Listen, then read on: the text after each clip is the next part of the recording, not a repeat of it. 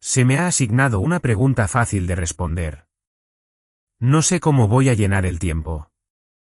Simplemente voy a dártela. Respuesta. ¿Por qué permite Dios el mal y el sufrimiento en el mundo? Esta es una pregunta muy importante. Es una pregunta que, a nivel personal, te diré que es la única pregunta que mi amigo Larry King siempre vuelve a plantear como: oh, ¿no sabías sobre esa amistad? Siempre vuelve a ella para demostrar por qué no puede creer. Hay algunos agnósticos, y generalmente es una palabra que se usa como si fuera noble, pero el equivalente en latín es ignoramus. Solo para ponerlo en perspectiva. Pero hay algunas personas que son agnósticas simplemente porque no les interesa saber. Hay otras personas que son agnósticas y pueden darte una defensa apologética de su agnosticismo. No importa lo que digas, te llevarán a través de una serie racional de argumentos sobre por qué no pueden creer. Y con él, siempre se reduce al hecho de que hay tanto mal en el mundo, ¿cómo puede Dios ser bueno? Nunca superamos ese dilema con él. Por más que lo intentemos. Uno de los razonamientos favoritos de los escépticos bíblicos y los liberales teológicos para justificar su incapacidad para aceptar las escrituras es que no pueden resolver el problema de que Dios sea bueno, amoroso, sabio, amable, poderoso, mientras el mundo está dominado por el mal en todas sus formas. El silogismo podría ir más o menos así: el Dios bíblico es amoroso. El Dios bíblico es bueno. El Dios bíblico es santo. El Dios bíblico es sabio. El Dios bíblico es todopoderoso. Existe un mal masivo en el mundo, por lo tanto, el Dios bíblico no existe. ¿Cómo puedes decirme que Dios es todo amor, todo bondad, todo santo, todo sabiduría, todopoderoso, y luego explicarme el mal? Por lo tanto, en las mentes de algunos, el Dios bíblico no puede existir. Por lo tanto, la Biblia que presenta a un Dios así no debe ser creer.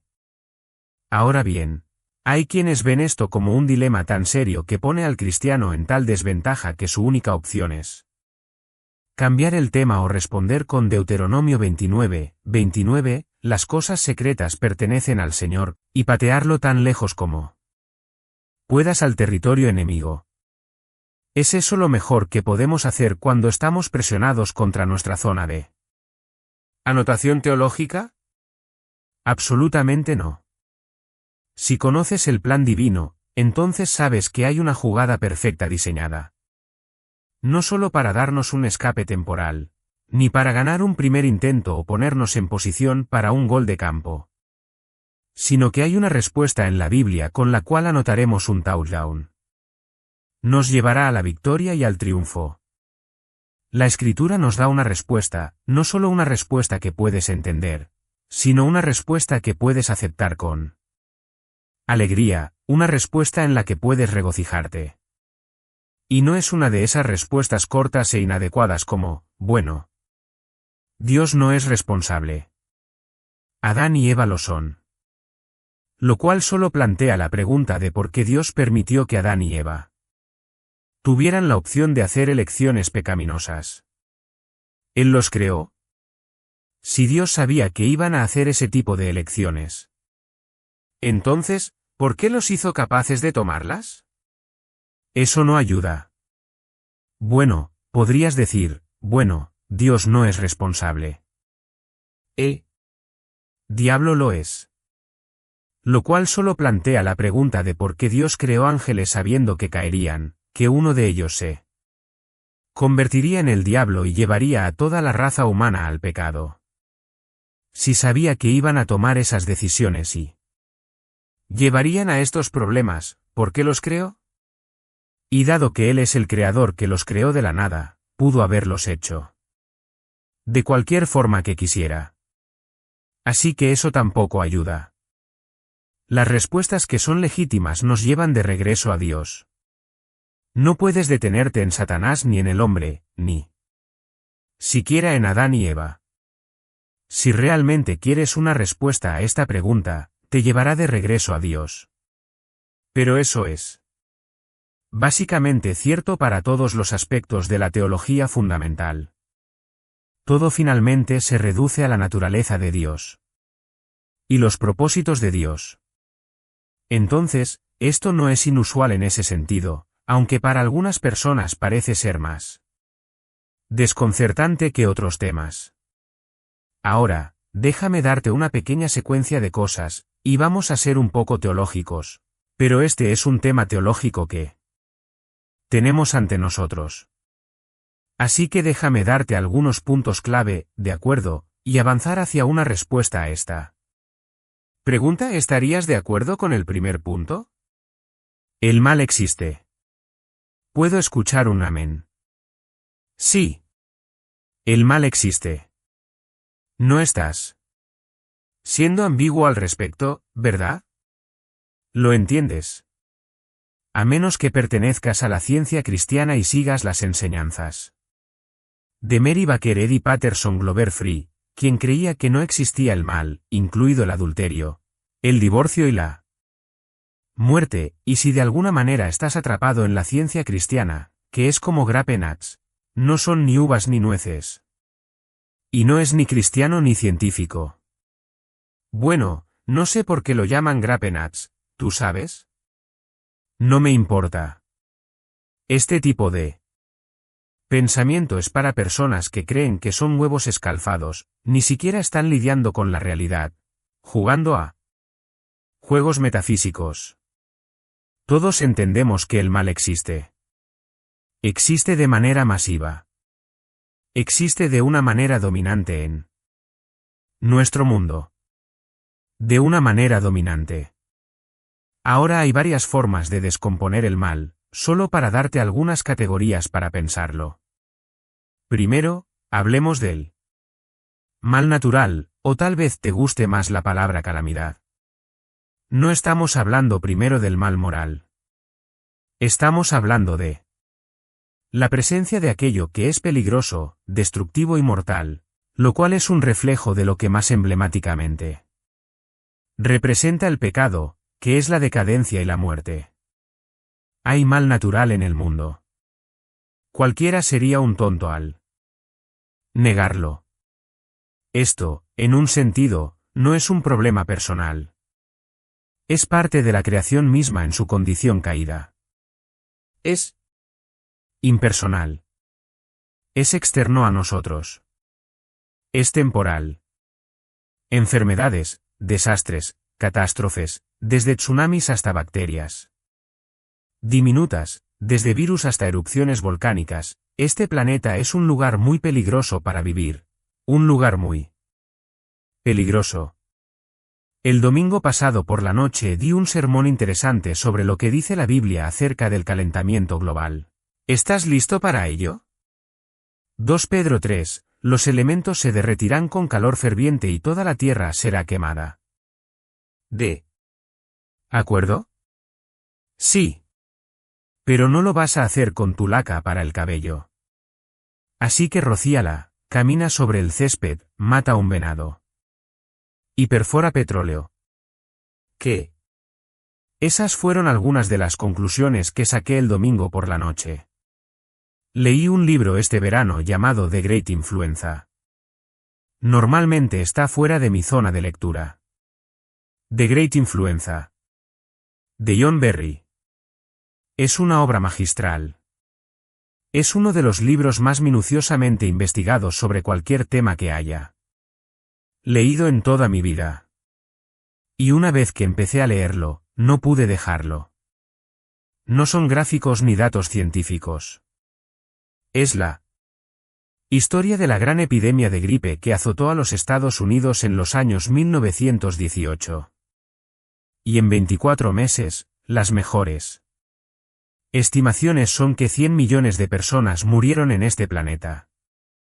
100 millones de personas enfrentaron un virus Virulento que se había transformado y mutado en tal virulencia que el proceso normal de infección viral no operaba. Tan virulento que algunas personas murieron solo por el trauma que el virus trajo a su cuerpo. Algunas personas murieron por causas secundarias, principalmente neumonía. La mayoría de las personas que murieron, lo hicieron entre las edades de 20 a 40 años, quienes tenían los sistemas inmunológicos más fuertes porque su propio sistema inmunológico los mató. En su esfuerzo por combatir el virus, mataron a la persona 100 millones de personas. Todo eso sucedió debido a un pequeño virus en algunos cerdos en Kansas. Todos los virus provienen de aves, pasaron a los cerdos. Algunas personas que estaban cerca de los cerdos fueron reclutadas para ir a la Primera Guerra Mundial. Fueron enviadas a una base en Kansas. Con 25,000 soldados, infectaron a los soldados allí, y se propagó por todo el mundo. Un virus no es como una bacteria. No es una entidad completamente viva. Solo tiene media vida. Para reproducirse, debe adherirse a una célula viva y luego tomar el control del sistema genético codificado en esa célula viva y reproducirse a través de esa célula viva. ¿Qué tipo de mal misterioso es ese? Y podría suceder de nuevo. Este es un lugar muy peligroso para vivir. Estoy tan contento de vivir en este punto de la historia humana. ¿Sabías que no hubo una enfermedad en la historia de la humanidad que se curara científicamente hasta 1885? Porque no sabían qué causaba las enfermedades. Estaban sangrando a las personas. Entonces, puedes estar agradecido por los avances, ¿verdad? Puedes estar agradecido de que estás viviendo en este lado del esfuerzo humano por someter la Tierra. Pero este es un planeta peligroso para vivir. Quiero toda la energía que pueda obtener, y la quiero para todo el mundo, porque las personas que son pobres y carecen de energía son las que mueren en los desastres naturales. Entonces, este es un lugar muy, muy, muy difícil para sobrevivir. Y lo sabes, el mal natural. Por eso Romanos 8 dice que toda la creación, que gime. En segundo lugar, está el mal moral. El mal moral es personal, interno, espiritual, maldad, pecado, transgresión. Esto domina a la raza humana. Y no estoy hablando solo del mal moral como el que escuchas en esos debates presidenciales en televisión.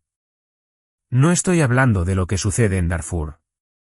Todos sabemos que eso es maldad en proporciones masivas. Pero este tipo de mal moral es tan invasivo que está en cada corazón humano y es una fuerza dominante y controladora. La Biblia dice, no hay ni uno solo que sea bueno, ni siquiera uno. Todos los pensamientos del corazón son continuamente malos. El hombre está impulsado por deseos que producen pecado y muerte. Entonces, el mundo en sí mismo está bajo una maldición, lo que hace que el mal natural esté presente en todas partes, y está habitado por personas que son moralmente malvadas hasta el núcleo. Todos estos pecadores inmorales tratando de sobrevivir en un mundo caído, chocando entre sí en matrimonios defectuosos, familias y amistades, rivalidades que escalan en guerras, son evidencia manifiesta del mal moral en el mundo. En tercer lugar, hay un mal sobrenatural. No solo existe el mal que está en el corazón del hombre, sino que hay una fuerza de seres demoníacos que son tan antiguos como su creación. ¿Qué habría sido alrededor del momento de la creación? De todo lo demás. Son entidades espirituales que, por disposición y naturaleza, son corruptas. Son espíritus malignos. Son mentirosos y engañadores. Y 1 Juan 5:20 dice que todo el mundo yace en el regazo de su líder y su sistema. Apocalipsis 12 nos dice que 1/3 de los ángeles santos cayó del cielo y constituyen la fuerza de los demonios. Quienes desarrollan sus ideologías, las fortalezas que se convierten en las tumbas de las personas, como los describe Pablo en 2 Corintios capítulo 10. Estas son criaturas viles que realmente, en algunos aspectos, fueron un poco más clandestinas hasta que llegó Jesús.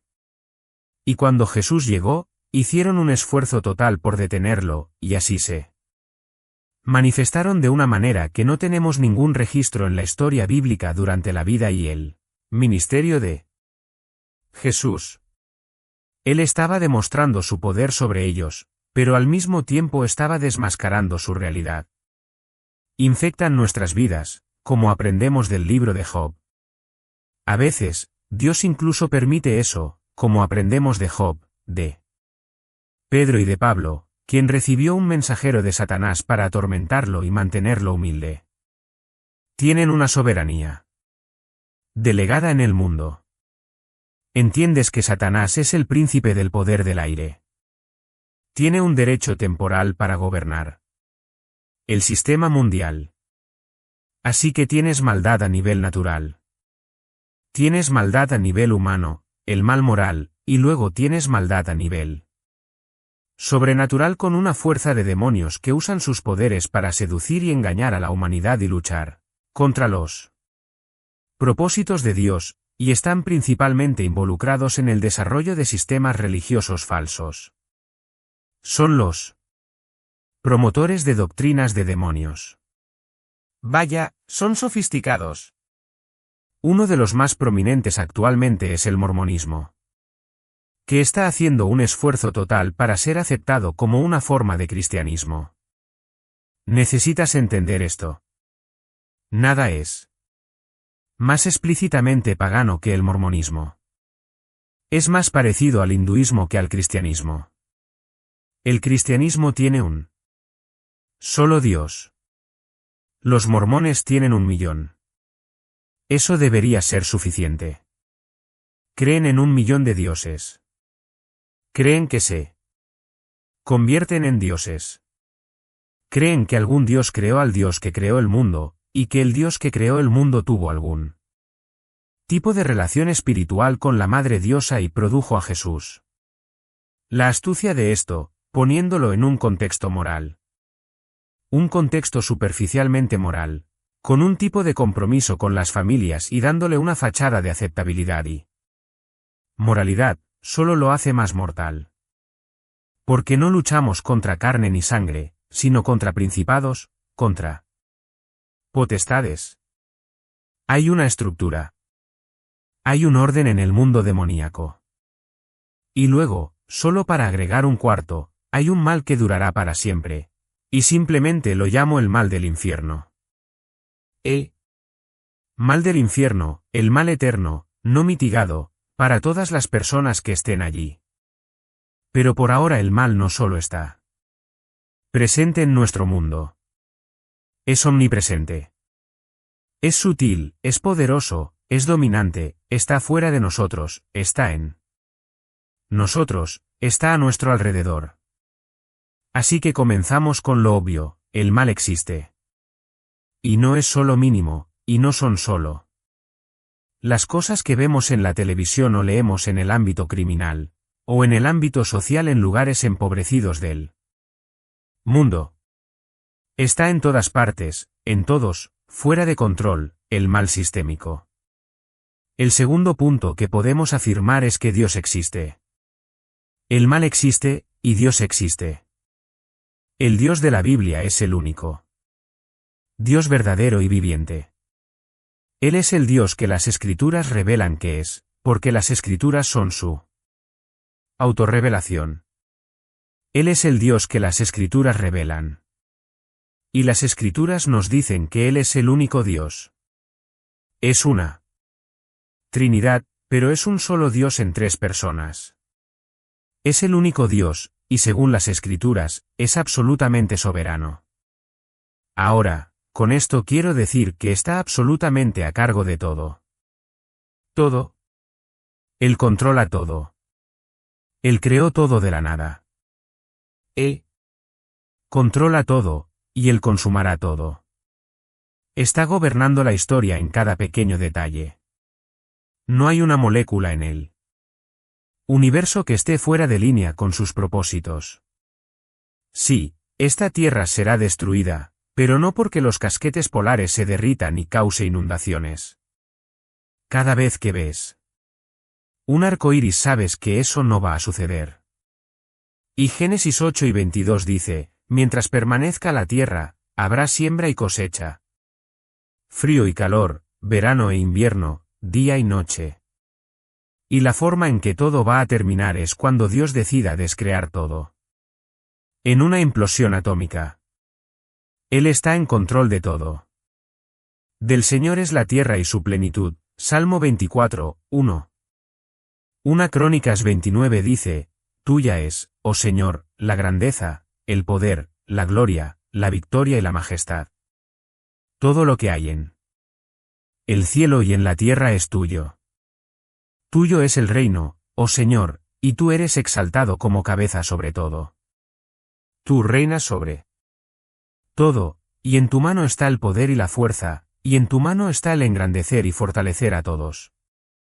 Y me encanta lo que dice el Salmo 115, 3, nuestro Dios está en los cielos, y hace lo que le place.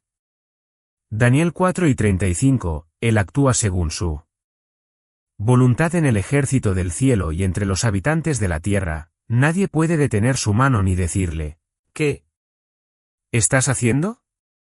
La Escritura nos dice repetidamente, como bien sabemos y apreciamos, que Dios es absolutamente soberano. Absolutamente soberano. Absolutamente soberano. ¿Dices que es un concepto difícil? Oh, no tan difícil como creer que no lo es. Sí. ¿Tienes problemas para aceptar la soberanía de Dios? Entonces reflexiona un poco sobre la idea de que Él no está a cargo. ¿Qué te parece eso? Estoy tan agradecido de que Él esté a cargo. Eso es parte de ser Dios, por cierto. No es un esfuerzo. Deuteronomio 32, 39, ved ahora que yo soy, y no hay dioses conmigo. Yo hago morir y hago vivir, yo hiero y yo sano. Y no hay quien pueda librar de mi mano. Dios no está tratando de protegerse de la idea de que podría tener un propósito con el mal. Éxodo 4 y 11, el Señor le dijo a Moisés, ¿quién hizo la boca del hombre? ¿Quién lo hace mudo, o sordo, o con vista, o ciego? ¿No soy yo, el Señor? Salmo 105, 16, Dios llamó al hambre sobre la tierra. 2 Reyes 5 y 25, no temieron al Señor. Por tanto, el Señor envió leones que mataron a algunos de ellos. Así que, para todos aquellos que intentan quitar a Dios de la responsabilidad, Él está contento de dejar claro que es soberano sobre todo sin ningún indicio de renuencia. Lamentaciones 3, 37-38. ¿Quién será el que diga que sucedió algo que el Señor no mandó? ¿No proviene de la boca del Altísimo tanto el bien como el mal? No estoy seguro de cómo alguien podría pasar por alto el hecho de que Dios existe como soberano y permite el mal, especialmente si lees el libro de Génesis y lees acerca del diluvio. ¿Cuál era la población de la tierra cuando llegó el diluvio? He oído estimaciones desde 10 millones hasta 100 millones, dependiendo de qué tan rápido se multiplicaron cuando vivieron hasta los 900 años. Estoy agradecido de que no hubiera educadores en casa en esos días. ¿Qué tan rápido se multiplicaron? No lo sabemos. Pero sabemos que Dios ahogó a millones de personas. Personalmente, asumiendo la responsabilidad de ello. Así que, mientras la teología liberal y otros llamados evangélicos sienten desesperadamente la necesidad de rescatar a Dios de esta percepción, Dios está perfectamente contento en dejar claro que Él es, de hecho, inequívocamente soberano sobre todo lo que existe, sin un ápice de vacilación. No está pidiendo ser rescatado de la mala prensa que ha caído sobre él porque se le ha culpado de todas las cosas malas que hay en el mundo. No te equivoques. Él es santo. No puede hacer el mal. No puede mirar el mal positivamente. Es el Dios que es incapaz de hacer algo malvado. Es santo, santo, santo. Pero está contento de dejar la responsabilidad de la existencia del mal, e incluso de sus acciones, consigo mismo. Otra manera de decirlo sería tomar prestadas las palabras de 1 Timoteo 6 y 15. Él es el único potentado. Es el único gobernante del universo. ¿Y por qué hace lo que hace? Jesús nos dio una buena perspectiva sobre esto en Mateo 11 cuando dijo, sí, Padre, porque así te agradó. Él hace lo que quiere.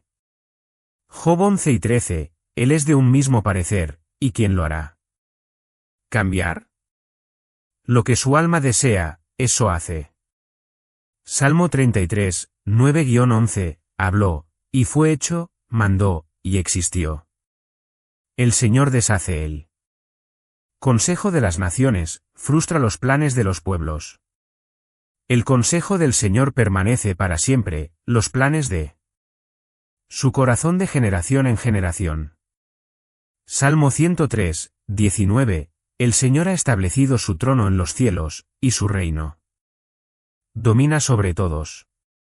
Isaías 2 y 27, el Señor de los ejércitos lo ha determinado, ¿y quién lo invalidará? Su mano está extendida, ¿y quién la hará retroceder? Isaías 46, 9-10, acordaos de las cosas pasadas desde tiempos antiguos. Porque yo soy Dios, y no hay otro Dios, ni hay ninguno como yo, que anuncio lo por venir desde el principio, y desde la antigüedad lo que aún no era hecho. Que digo, mi consejo permanecerá, y haré todo lo que quiero. 1 Samuel 2, 6-8, el Señor mata y da vida, hace descender al Seol y hace subir. El Señor empobrece y enriquece, abate y enaltece. Porque de Jehová son las columnas de la tierra, y sobre ellas estableció el mundo. O Amós 3, 6, ¿sucederá algún mal en la ciudad que el Señor no haya hecho? Aquí está Dios asumiendo plena responsabilidad por la existencia del mal, ya que Él es Dios y controla todo. El mal no es una interrupción en los propósitos de Dios. Lo que nos lleva al tercer punto. El mal existe. Dios soberano existe. Ineludible es el tercer punto, Dios quiere que exista el mal. Dios quiere que exista el mal. Y ciertamente hay escrituras. No quiero extenderme demasiado en el punto, pero solo para darte un ejemplo en Isaías 45, 5-7, yo soy el Señor, y no hay otro. Fuera de mí no hay Dios. Yo te fortaleceré, aunque no me conoces, para que sepan desde el nacimiento del sol y desde el occidente que no hay otro fuera de mí. Yo soy el Señor, y no hay otro, que formo la luz y creo las tinieblas, hago la paz y creo la adversidad.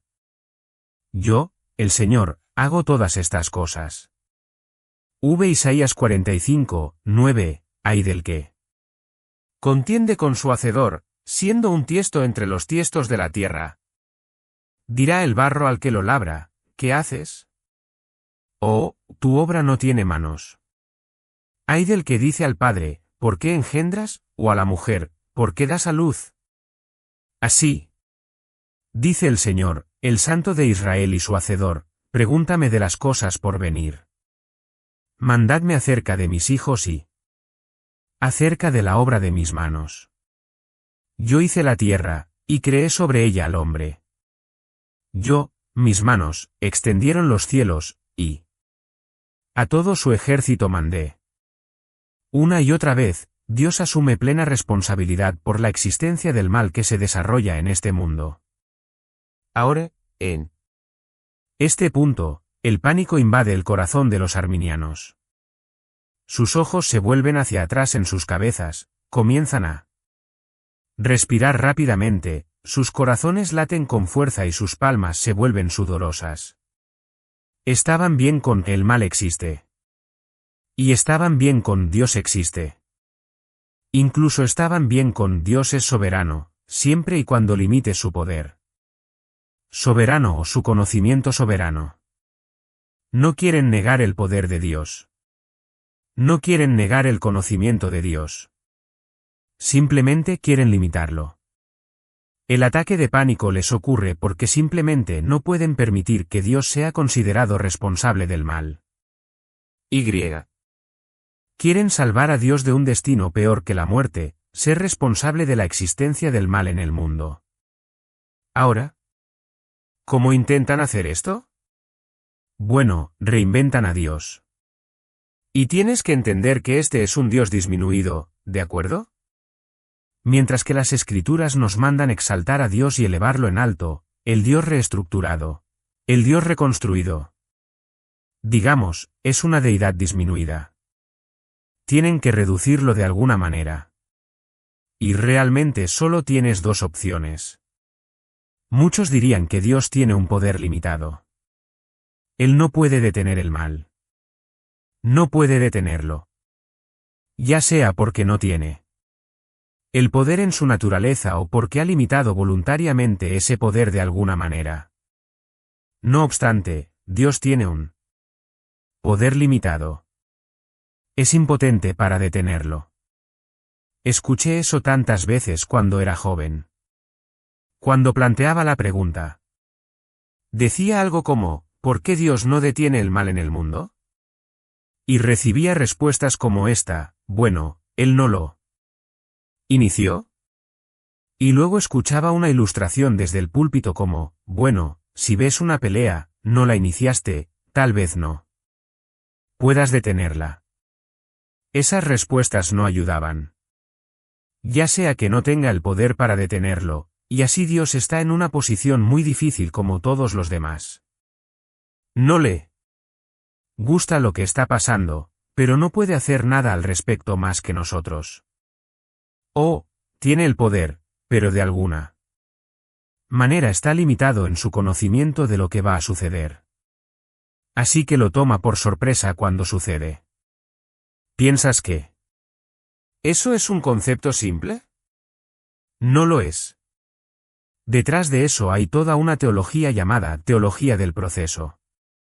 ¿Has oído hablar de eso? Es mejor si no lo has hecho, sinceramente. Esto es lo que dice la teología del proceso, Dios está en proceso. Está desarrollándose. Y, mientras suceden más cosas, obtiene más información y se vuelve mejor en lo que hace. Como Dios. Realmente, esa es la teología del proceso. Dios está mejorando en su trabajo divino. Eso es. Ya sabes, y nada. Enseña como la experiencia, ¿verdad? Es una deidad en proceso. Está convirtiéndose en lo que aún no es, pero será al final lo que debería ser. También nos encontramos con otro pequeño grupo de teólogos en esta categoría de conocimiento limitado. Y son conocidos como el grupo de la apertura. Y simplemente dicen esto, que es otra forma de lo mismo, Dios no conoce el futuro. Dios no puede conocer el futuro porque el futuro no puede conocerse, ya que no ha ocurrido. Y Dios no conoce el futuro. ¿Entiendes todos los malabarismos que tienes que hacer para escribir un libro que haga ese argumento convincente? ¿Utilizando la Biblia? Pero lo hacen. Dios, el Dios recién diseñado, tiene una gran limitación. No sabe lo que no ha sucedido. Así que todo lo que hace Dios es reaccionar. Y solo quiero preguntar, bueno, entonces, ¿cómo explicas el Salmo 22, que comienza diciendo, Dios mío, ¿por qué me has desamparado? Porque Jesús dijo eso en la cruz. Y el Salmo 22 da detalles de la cruz. Detalles explícitos de la cruz. Ahora, ese es solo un pasaje importante para mencionar. Pero la idea es que Dios está reaccionando, y se siente tan mal por la forma en que las cosas resultaron. Bueno, entonces, ¿quieres decir que la crucifixión de Jesucristo fue una sorpresa? Que el jueves por la noche Dios estaba pensando, bueno, no sé cómo va a resultar esto. Todavía no es viernes. ¿En serio? ¿En serio? Y luego, ¿cuándo Cristo estuvo en la cruz, Dios rápidamente ideó esta gran idea, ya que va a morir de todos modos. Podríamos hacerlo un sustituto para los pecadores. ¡Qué gran concepto! Desafortunadamente, ese concepto completo fue revelado en Isaías 53 en detalle explícito. Pero todo este intento de redefinir la naturaleza de Dios y la verdad de las Escrituras para sacar a Dios del aprieto. Y Dios no quiere salir de ese aprieto. Es Dios. Nunca seremos capaces de desvincular a Dios de la responsabilidad por la existencia del mal.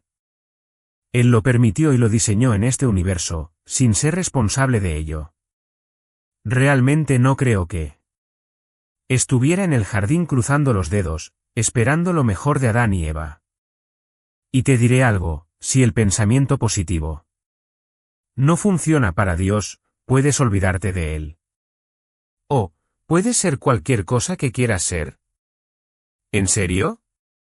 Ya que él no puede saber lo que va a suceder, tuvo que adaptarse a todo lo que lo sorprendió en el camino. Ahora bien, todo eso es una tontería, pero lo menciono porque estos son esfuerzos que están siendo hechos por teólogos educados para sacar a Dios de la responsabilidad del mal.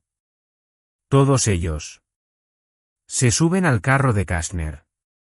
¿Recuerdas al rabino que escribió el libro Cuando le pasan cosas malas a las personas buenas?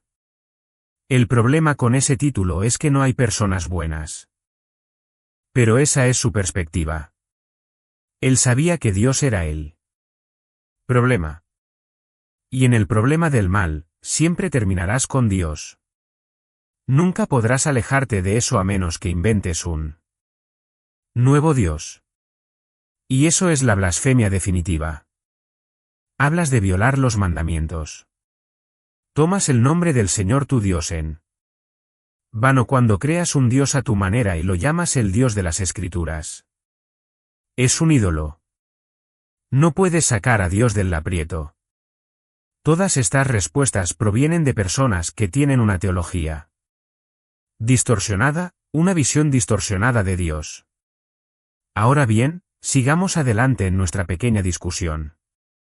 Ahora que entendemos que Dios existe, que el mal existe, y que Dios permitió que el mal existiera, podríamos decir, ¿por qué?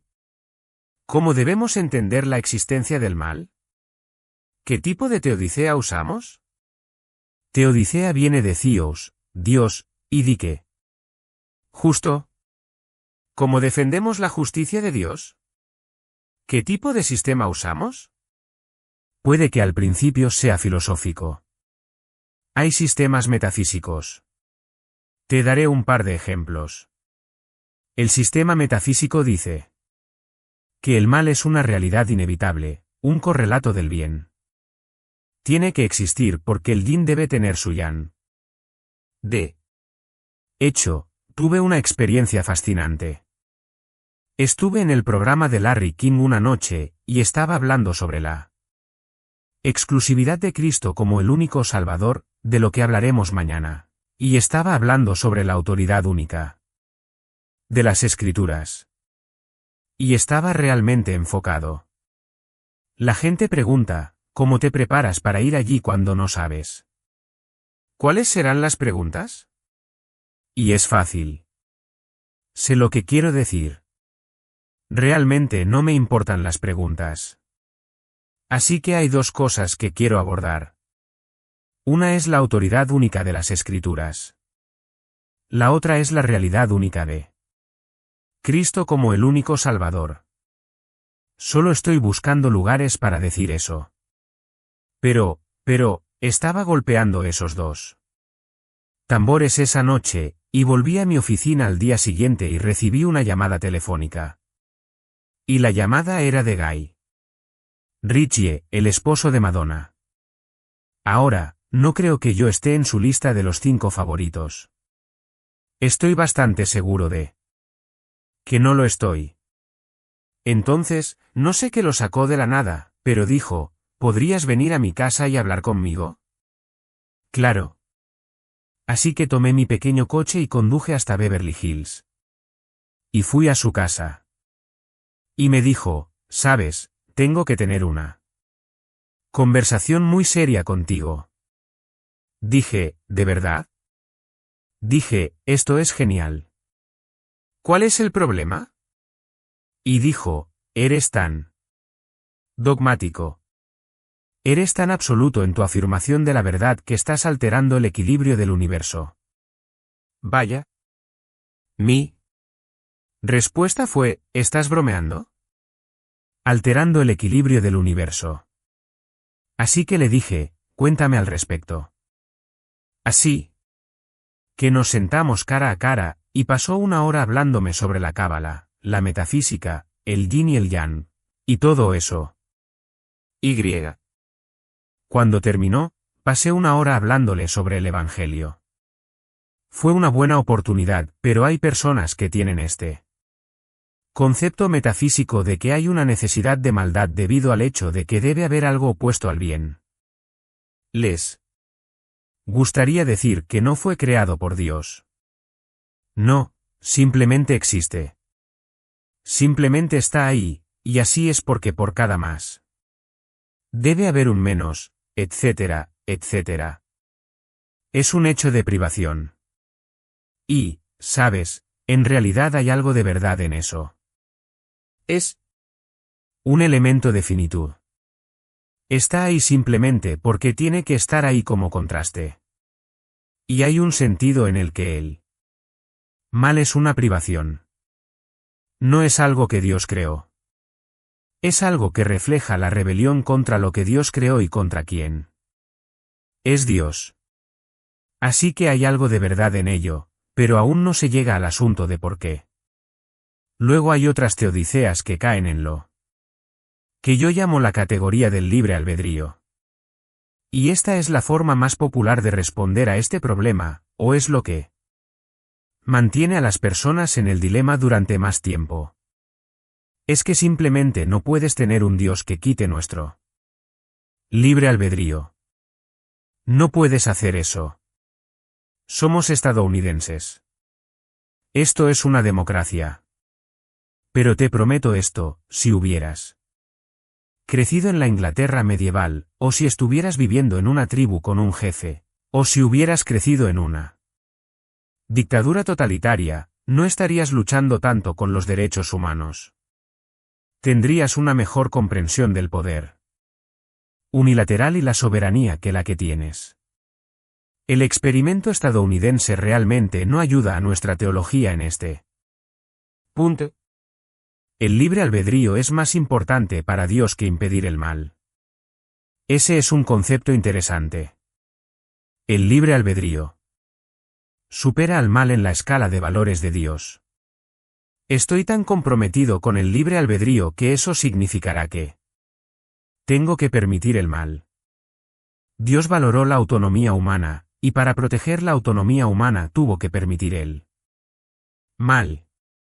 Así que el mal entra por la puerta trasera porque el libre albedrío lo supera todo. Los humanos deben tenerla libertad autodeterminada para actuar, y si Dios actuara como la causa principal sobre ellos, si Dios decidiera, y Dios coaccionara, y Dios obligara, violaría su voluntad.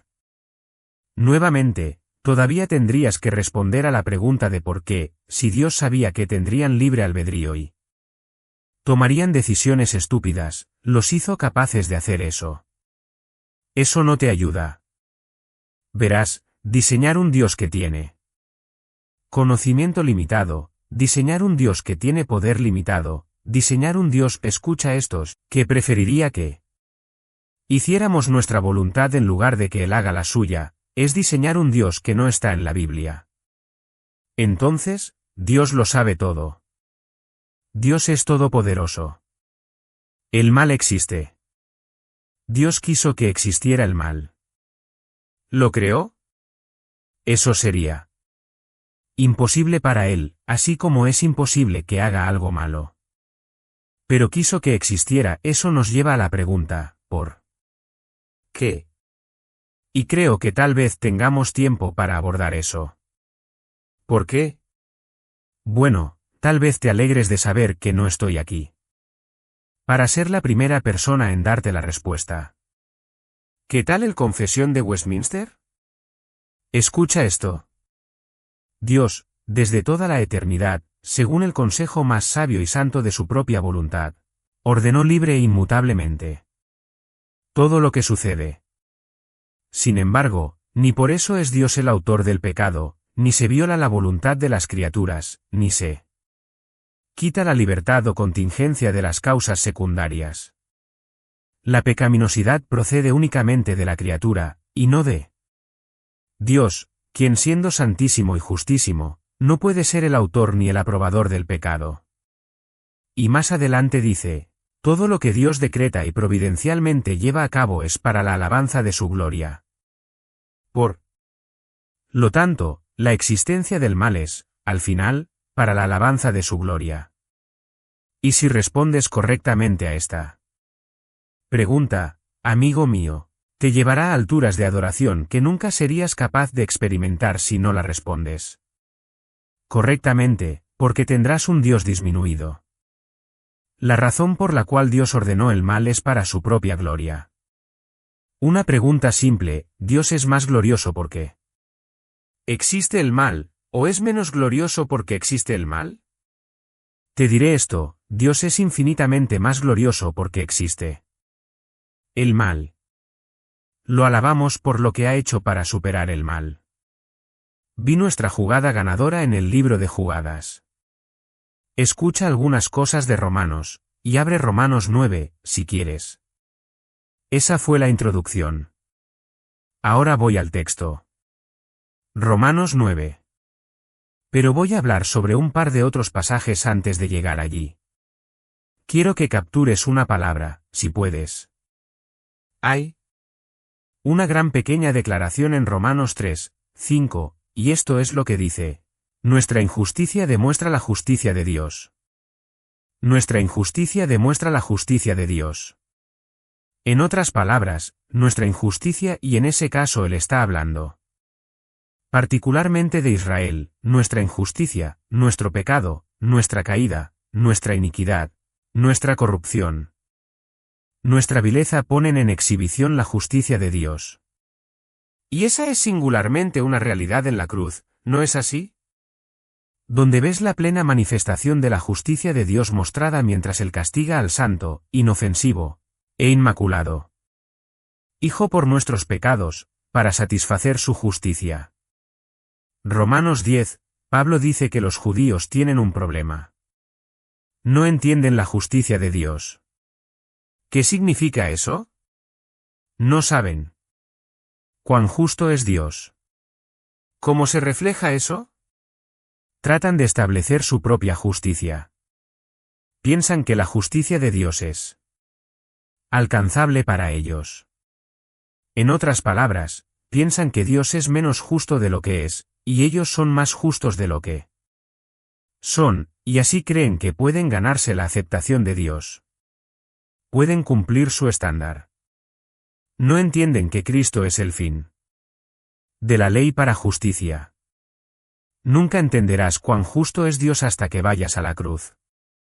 Y verás allí que, aunque Dios es amoroso, y misericordioso, y está dispuesto a perdonar al pecador, aún tiene que llevar a cabo un castigo infinito sobre un sustituto para cumplir con su justicia. ¿Sabes? No sé si alguna vez has leído toda la escena de la cruz reflexivamente. Pero, desde las 9 de la mañana hasta las 12, cuando él está colgado en la cruz, dice algunas cosas. La primera es: Padre, perdónalos. Luego, hoy estarás conmigo en el paraíso. Y después, todo se oscurece. Y permanece oscuro durante 3 horas. Y él no dice nada. Luego, la oscuridad desaparece, y pronuncia sus últimas palabras. No sé si alguna vez has pensado en esa oscuridad. La mayoría de las personas piensan que es la ausencia de Dios. Últimamente he estado repensando eso. Hay relatos en el Antiguo Testamento que nos dicen que Dios se revela en la oscuridad, el Sinaí, el pacto con Abraham, la oscuridad emblemática de la presencia de Dios en el juicio. Tal vez esas 3 horas de oscuridad fueron el castigo infinito de un Dios infinito sobre una persona infinita por todos nuestros pecados. Y es cuando termina eso en el texto que él dice, Dios mío, ¿por qué me has desamparado? Tal vez estaba diciendo, has estado aquí en tu presencia de juicio, y ahora te has ido. Como si no hubiera un consuelo inmediato allí. Es interesante pensar en eso. Pero lo que se mostró en la cruz fue la justicia de Dios en la necesidad de derramar un castigo infinito sobre una persona infinita, quien, por lo tanto, tenía la capacidad infinita de absorberlo todo en 3 horas, lo que todos los pecadores de todo el mundo que terminan en el infierno nunca podrán absorber en toda la eternidad. Esto pone la justicia de Dios en exhibición. Nunca veríamos la majestad de esa justicia si no viéramos la cruz. Nunca veríamos la cruz si no hubiera pecado. Por lo tanto, para demostrar su justicia, permitió el pecado. Pero mira Romanos 9. Solo un par de comentarios. Versículo 22, que, si Dios, queriendo mostrar su ira y dar a conocer su poder, soportó con mucha paciencia los vasos de ira preparados para destrucción. Y lo hizo para dar a conocer las riquezas de su gloria sobre los vasos de misericordia, que él preparó de antemano para gloria. Así que en Romanos 3, 5, Pablo dice que Dios demuestra su justicia en respuesta a nuestra injusticia. En Romanos 5, 8, dice que Dios demuestra su amor hacia nosotros, en que, siendo aún pecadores, Cristo murió por nosotros. Aquí, Dios demuestra, en de inimi, Dios demuestra 2 cosas, su ira y su misericordia. ¿No tiene Dios derecho a mostrar su ira? ¿No tiene Dios derecho a mostrar su santa indignación? El versículo 22 dice que sí. ¿Qué, si Dios? Entonces, ¿qué? ¿No tiene Dios derecho a demostrar su ira sobre vasos de ira preparados para destrucción? Dios obtiene gloria de su ira. Dios obtiene gloria de su juicio. Pero, por otro lado, también ha dado a conocer, versículo 23, las riquezas de su gloria sobre vasos de misericordia. No sabríamos qué es la ira ni sabríamos qué es la misericordia si no hubiera pecado. Y en ambos casos, Romanos 11 termina con ese gran cántico de alabanza, esa doxología, en la que Dios demuestra las riquezas de su gloria. Está mostrando la plenitud de sus atributos. En Apocalipsis 15, escucha esto. Después de que se completa la ira de Dios, el versículo 1 dice, vi un mar de vidrio mezclado con fuego, y a los que habían alcanzado la victoria sobre la bestia y su imagen y sobre el número de su nombre. De pie sobre el mar de vidrio, con arpas de Dios. Los santos glorificados. Y cantaban el cántico de Moisés, siervo de Dios, y el cántico del Cordero. Y así iba, grandes y maravillosas son tus obras, Señor Dios Todopoderoso, justos y verdaderos son tus caminos, Rey de los santos. ¿Quién no te temerá, oh Señor, y glorificará tu nombre? Porque solo tú eres santo. Todas las naciones vendrán y adorarán delante de ti, porque tus justos juicios han sido manifestados. Dios pone su justicia en exhibición por la manera en que confronta y trata con el pecado. Y eso se convierte en la esencia misma de la adoración celestial. Quizás la mayor ilustración de esto es entender que el mayor mal que el mundo haya cometido, el asesinato de Jesús, el mayor mal que los hombres hayan cometido en la historia, la crucifixión del Hijo de Dios, fue, de hecho, ordenado por el propio Dios.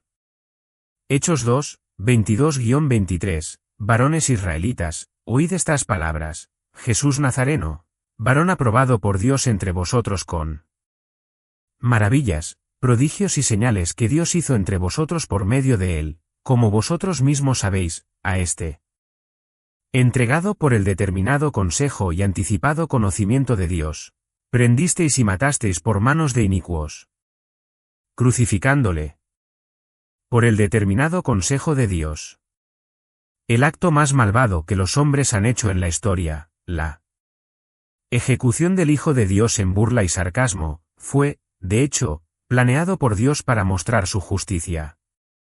En el capítulo 4 de Hechos, versículo 27, porque verdaderamente se unieron en esta ciudad contra tu santo Hijo Jesús, a quien ungiste, Herodes y Poncio Pilato, con los gentiles y el pueblo de Israel, para hacer cuanto tu mano y tu consejo habían predestinado que sucediera.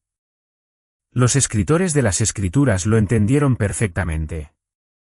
¿No tiene Dios derecho a mostrar su ira? ¿No tiene Dios derecho a mostrar su santa indignación? El versículo 22 dice que sí. ¿Qué, si Dios? Entonces, ¿qué? ¿No tiene Dios derecho a demostrar su ira sobre vasos de ira preparados para destrucción? Dios obtiene gloria de su ira. Dios obtiene gloria de su juicio. Pero, por otro lado, también ha dado a conocer, versículo 23, las riquezas de su gloria sobre vasos de misericordia. No sabríamos qué es la ira ni sabríamos qué es la misericordia si no hubiera pecado. Y en ambos casos, Romanos 11 termina con ese gran cántico de alabanza, esa doxología, en la que Dios demuestra las riquezas de su gloria. Está mostrando la plenitud de sus atributos. En Apocalipsis 15, escucha esto. Después de que se completa la ira de Dios, el versículo 1 dice, vi un mar de vidrio mezclado con fuego, y a los que habían alcanzado la victoria sobre la bestia y su imagen y sobre el número de su nombre, de pie sobre el mar de vidrio, con arpas de Dios, los santos glorificados, y cantaban el cántico de Moisés, siervo de Dios, y el cántico del Cordero. Y así iba, grandes y maravillosas son tus obras, Señor Dios Todopoderoso, justos y verdaderos son tus caminos, Rey de los santos. ¿Quién no te temerá, oh Señor, y glorificará tu nombre? Porque solo tú eres santo. Todas las naciones vendrán y adorarán delante de ti, porque tus justos juicios han sido manifestados. Dios pone su justicia en exhibición por la manera en que confronta y trata con el pecado, y eso se convierte en la esencia misma de la adoración celestial. Quizás la mayor ilustración de esto es entender que el mayor mal que el mundo haya cometido, el asesinato de Jesús, el mayor mal que los hombres hayan cometido en la historia, la crucifixión del Hijo de Dios, fue, de hecho, ordenado por el propio Dios. Hechos 2, 22-23, varones israelitas, oíd estas palabras, Jesús Nazareno, varón aprobado por Dios entre vosotros con maravillas, prodigios y señales que Dios hizo entre vosotros por medio de él, como vosotros mismos sabéis, a este entregado por el determinado consejo y anticipado conocimiento de Dios, prendisteis y matasteis por manos de inicuos, crucificándole por el determinado consejo de Dios. El acto más malvado que los hombres han hecho en la historia, la ejecución del Hijo de Dios en burla y sarcasmo, fue, de hecho, planeado por Dios para mostrar su justicia. En el capítulo 4 de Hechos, versículo 27, porque verdaderamente se unieron en esta ciudad contra tu santo Hijo Jesús, a quien ungiste, Herodes y Poncio Pilato, con los gentiles y el pueblo de Israel, para hacer cuanto tu mano y tu consejo habían predestinado que sucediera. Los escritores de las Escrituras lo entendieron perfectamente. Un pasaje final. Palabras duras de Dios. Job 38. Esto es un discurso muy contundente sobre este tema. Job, ¿recuerdas? Está planteando todas estas preguntas sobre por qué Dios ha hecho lo que ha hecho, por qué ha sufrido todas estas cosas. Todo este mal ha llegado a su vida, y él era un hombre bueno y justo. Entonces el Señor respondió a Job desde el torbellino, y dijo, ¿quién es este que oscurece el consejo con palabras sin conocimiento? Esa es una acusación bastante directa. Ciñe ahora tus lomos como hombre, yo te preguntaré, y tú me contestarás. Sarcasmo divino. Oh, entonces, dime. Job, dime cómo debería haberlo hecho. Dime cómo hacerlo mejor. Por cierto, ¿dónde estabas tú cuando yo fundaba la tierra? Dímelo, si tienes inteligencia. ¿Quién estableció sus medidas? Sí. ¿Lo sabes? ¿O quién extendió sobre ella cordel? ¿Sobre qué están fundadas sus bases? ¿O quién puso su piedra angular? Cuando cantaban juntas las estrellas del alba, y todos los hijos de Dios gritaban de alegría. ¿Quién encerró con puertas el mar, cuando, irrumpiendo, se salió de su seno, cuando puse yo nubes por vestidura suya, y por su faja oscuridad, y establecí sobre él mi decreto, le puse puertas y cerrojo, y dije, hasta aquí llegarás, y no pasarás adelante, y aquí terminará el orgullo de tus olas? ¿Alguna vez en tu vida has mandado a la mañana, o has mostrado al alba su lugar? ¿Has entrado en las fuentes del mar, o has caminado en las profundidades del abismo? ¿Te han sido descubiertas las puertas de la muerte, o has visto las puertas de la sombra de muerte? ¿Has considerado las anchuras de la tierra? Dímelo, si lo sabes todo. Por cierto, ¿dónde está el camino a la morada de la luz? ¿Y la oscuridad, dónde está su lugar? ¿Quién abrió canal para el turbión y camino para el relámpago? Y sigue adelante. Esto es solo un golpe tras otro. ¿Puedes atar tú los lazos de las Pléyades, o desatar las cuerdas de Orión? ¿Eres tú quien está a cargo de las estrellas y las constelaciones? Es decir, ¿entiendes lo ridículo que es hacer preguntas que cuestionen la naturaleza y los propósitos de Dios? Entonces, se vuelve aún más terrenal en el capítulo 39, versículo 1. ¿Sabes tú el tiempo en que paren las cabras monteses? Continúa hablando de avestruces, caballos y otros animales. Este es simplemente un monólogo contra la necedad de hacer preguntas insensatas y pensar que Dios necesita explicarse ante ti. Y luego le preguntas si cree que puede controlar a un dinosaurio. Y luego llegamos al capítulo 42, Job 42, entonces Job respondió al Señor, y dijo, reconozco que todo lo puedes, y que no hay pensamiento que se esconda de ti. Fin de la discusión. Eso es todo. ¿Lo entendiste? Eso es todo. ¿Quién es el que oscurece el consejo sin entendimiento? Por tanto, yo hablaba lo que no entendía, cosas demasiado maravillosas para mí, que yo no comprendía. Y la parte hermosa de esto está en el versículo 5, donde dice, de oídas te había oído, mas ahora mis ojos te ven. Por tanto, me aborrezco y me arrepiento en polvo y ceniza. Deja que Dios sea Dios, y adóralo como el soberano que es, desplegando la gloria de su propia naturaleza a través de la ira y la misericordia, que requieren la existencia del mal. Este es nuestro Dios. Te diré esto, no quiero vivir en un mundo donde el mal controle a Dios. No existe tal mundo. Pero esa es la elección que tienes. O crees en el Dios que tiene control absoluto sobre el mal, o crees que el mal está en control de Dios, y que Él Reacciona a él lo mejor que puede. Ese no es el Dios de las Escrituras. Te adoramos, Señor, con acción de gracias. Estas cosas, en muchos aspectos, son simples de entender y, sin embargo, misteriosas para nosotros. Pero no hay misterio acerca del propósito que tenías para demostrar tu justicia, demostrar tu amor, demostrar tu ira, demostrar tu misericordia, y demostrar para siempre tu gloria, permitiendo el mal en este mundo. Y triunfando sobre él. Y, Señor, si pensáramos por un momento que no tienes control sobre el mal, no tendríamos garantía de que no aparecería nuevamente en el cielo, y el cielo no sería el cielo de las Escrituras donde no hay pecado, ni corrupción, ni muerte. Tú estás en control de todo ello.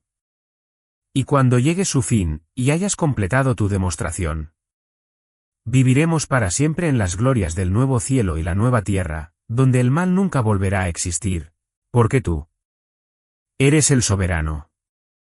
Te adoramos, te alabamos, y descansamos en esta gran confianza, agradeciéndote que todo esto nos ha sido dado a conocer. Por la gracia que ha venido en Jesucristo. Y oramos en su nombre. Amén.